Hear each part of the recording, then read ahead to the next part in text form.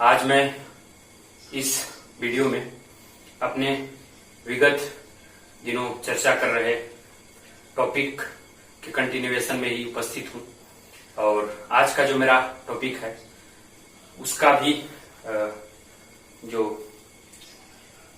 चर्चा का विषय है वो general studies UPSC mains second paper का सिलेबस है। हम लोग पिछले वीडियो में इसको डिस्कस कर रहे थे, तो लगभग 70% सिलेबस हमने डिस्कस कर दिया था, 30% बचा है, तो इस वीडियो में लगभग सारे सिलेबस को कवर कर देंगे। तो जो जनरल स्टडीज पेपर सेकंड है उसमें governance, constitution, polity, social justice, international relation है, जिसमें आप लोग शासन व्यवस्था पढ़ेंगे, संविधान पढ़ेंगे, राज्य व्यवस्था पढ़ेंगे, सामाजिक न्याय और अंतर्राष्ट्रीय संबंध पढ़ेंगे। तो इसमें जो सिलेबस हैं वो कौन कौन से सिलेबस हैं जो शेष बचे हुए हैं उसको हम लोग देखते हैं। यूपीएससी ने बहुत अच्छे तरीके से विस्तार से अपने सिलेबस में एक एक टॉपिक को बताया हुआ है, मैंने पिछले वीडियो में बताया भी था। तो आप अगर इस सिलेबस को बहुत अच्छे से पढ़ के समझ लेते हैं और सिलेबस के हिसाब से टारगेटेड पढ़ाई करते हैं तो आप ज्यादा सफल होंगे। तो इसमें सिलेबस में टॉपिक है कि विकास प्रक्रिया तथा विकास उद्योग।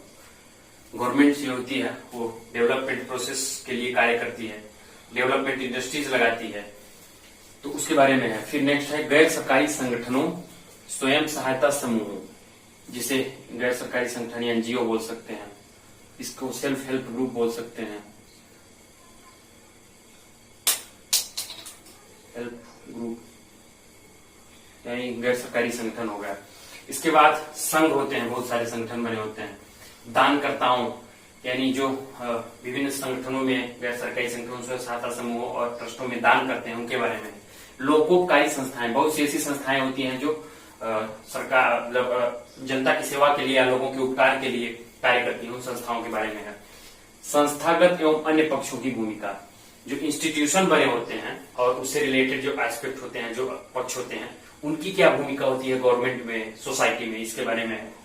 फिर नेक्स्ट सिलेबस है केंद्र एवं राज्यों द्वारा जनसंख्या के संवेदनशील वर्गों के लिए कल्याणकारी योजनाएं और इन योजनाओं का कार्य निष्पादन, यानी सेंटर और स्टेट द्वारा जो हमारी जनसंख्या, देश की आबादी है 135 करोड़, उसके जो अति संवेदनशील वर्ग है, जो वल्नरेबल सेक्शन है, जिसमें महिलाएं हो गई, SC ST हो गए यानी दलित हो गए, पिछड़े वर्ग हो गए और माइनॉरिटीज हो गए, अल्पसंख्यक हो गए, तो जो कमजोर वर्ग है समाज का, जिन तक समाज संसाधनों का लाभ नहीं पहुंच पाता है, उसके लिए हमारा जो भारत देश है वो वेलफेयर स्टेट है, तो वो कल्याणकारी योजनाएं चलाता है। और उन योजनाओं का कार्य निष्पादन क्या होता है, क्या उनका वर्क है और क्या उसके परफॉर्मेंस है, इसके बारे में आपको पढ़ना है। जैसे पब्लिक डिस्ट्रीब्यूशन सिस्टम के थ्रू अनाज सरकार देती है, अन्य स्वास्थ्य सेवाएं देती है, बहुत सारी योजनाएं हैं, तो उसके बारे में है। फिर इन अति संवेदनशील वर्गों की रक्षा एवं बेहतरी के लिए गठित तंत्र, जो ये संवेदनशील वर्ग हैं इनकी रक्षा और बेहतरी के लिए ढेर सारे तंत्र या इंस्टीट्यूशन बनाए गए हैं, मैकेनिज्म बनाए गए हैं, उसके लिए ढेर सारी विधियां बनाई गई हैं, इंस्टीट्यूशन मैंने बताया, संस्थान है और विभिन्न बॉडीज हैं, निकाय हैं, विभिन्न बॉडीज हैं, तो इन बॉडीज के बारे में आपको पढ़ना है। तो ये आपका ये जो सिलेबस है बहुत अच्छे तरीके से इसमें समझाया गया है। और सिलेबस से ही मुझे याद आया, जैसे सरकार विभिन्न कल्याणकारी योजनाएं चलाती है, PDS, तो एक योजना PDS जो चला रही थी गवर्नमेंट ने उसको मॉडिफाई किया और टारगेटेड पब्लिक डिस्ट्रीब्यूशन सिस्टम पढ़ाई यानी लक्षित, जो गरीब है उन तक लक्षित करके, टारगेट करके उन तक योजनाओं का लाभ पहुंचाया जाए, उनको अपलिफ्ट किया जाए।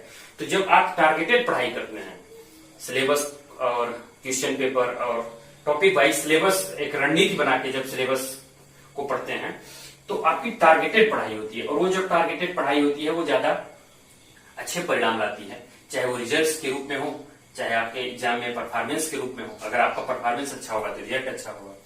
इसके बाद नेक्स्ट उसने स्वास्थ्य, शिक्षा और मानव संसाधनों से संबंधित सामाजिक क्षेत्र, सेवाओं के विकास और प्रबंधन से संबंधित विषय के बारे में बताया है, कि हेल्थ के बारे में बताया है कि कैसे हेल्थ हमारे स्वास्थ्य के लिए, जो हेल्थ हमारे जीवन के लिए जरूरी है सोसाइटी की। इसके बाद जो है एजुकेशन है, ये आपके GS फर्स्ट पेपर का जो टॉपिक है सोसाइटी, उससे भी जुड़ेगा, हेल्थ और एजुकेशन उसमें भी है।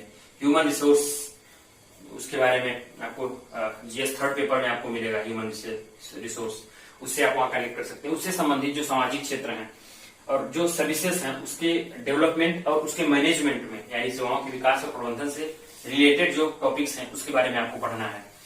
इसके बाद फिर नेक्स्ट टॉपिक उन्होंने दे रखा है शासन व्यवस्था, यानी गवर्नेंस कैसे काम करती है। हमारा जो भारत देश है वो जब गवर्न करता है अपने देश की जनता को, तो उसकी शासन व्यवस्था कैसी होती है, वो अधिक से अधिक लोगों तक योजनाओं का लाभ पहुंचा सके, उनके अधिकारों को सुनिश्चित कर सके।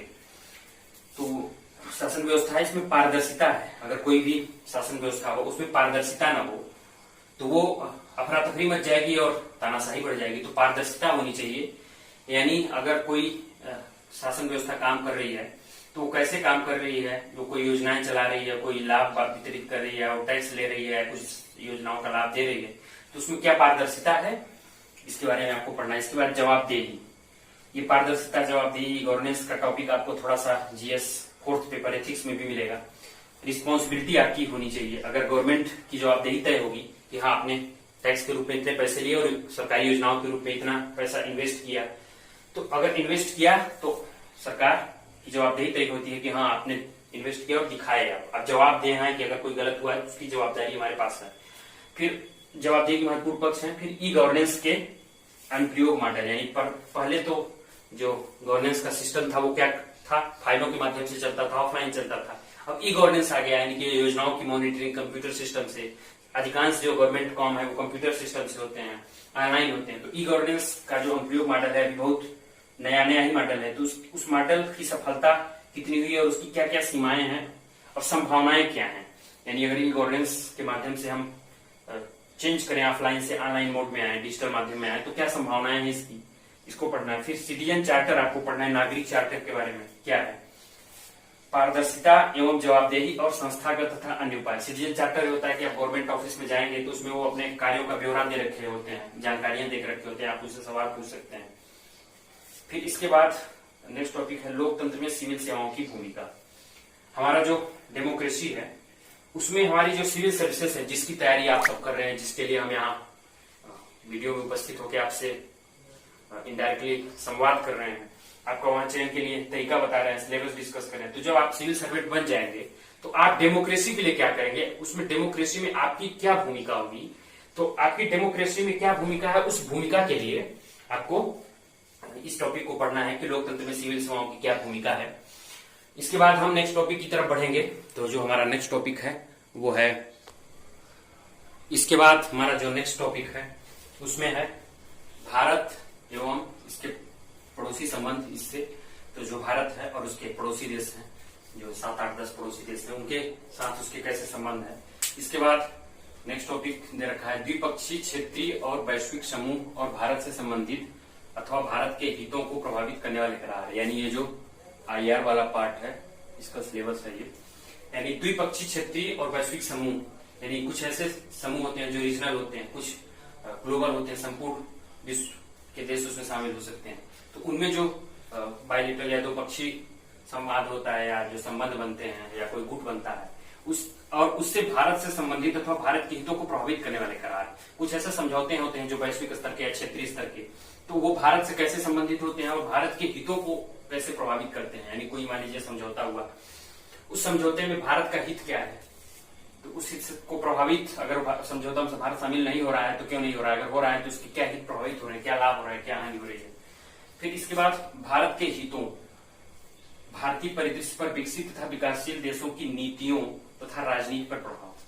तो जो भारत है, भारत का हित और भारतीय परिदृश्य पर विकसित तथा विकासशील देश की नीतियां, यानी जो विकसित और विकास देश की नीतियां जो बनती हैं वैश्विक स्तर पर, तो उसमें भारत का क्या हित है और वो जो नीतियां बनती हैं उसका भारतीय परिदृश्य पर क्या प्रभाव पड़ता है, भारतीय राजनीति पर क्या प्रभाव पड़ता है, उसके बारे में है। फिर है महत्वपूर्ण अंतर्राष्ट्रीय संस्थान, जैसे UN हो गया और उसके अंतर्गत जितने संस्थान हैं, वो WTO हो गया, WHO हो गया, संस्थाएं हो गई, और मंच, बहुत सारे अंतर्राष्ट्रीय फोरम बनते हैं। तो उनकी संरचनाएं क्या हैं और उनके मैंडेट या अधिदेश क्या है, वो कार्य करते हैं, इसलिए स्थापित है। तो कुल मिला के ये टॉपिक रहा है, सिलेबस रहा है आपका जनरल स्टडीज पेपर 2, और एक तरह से उसको आप पॉलिटिकल साइंस या पॉलिटी वाला पेपर कर सकते हैं। तो इसमें टोटल इतने पार्ट थे, मैंने 2 वीडियो में अच्छे से डिस्कस कर रखा है। ये तीसरे वीडियो मैंने और बचे टॉपिक्स को कंप्लीट किया। आप इसको नोट डाउन कर लें और बीच बीच में इसको देखते रहें, और साथ ही आप विगत वर्ष के प्रश्न पत्र,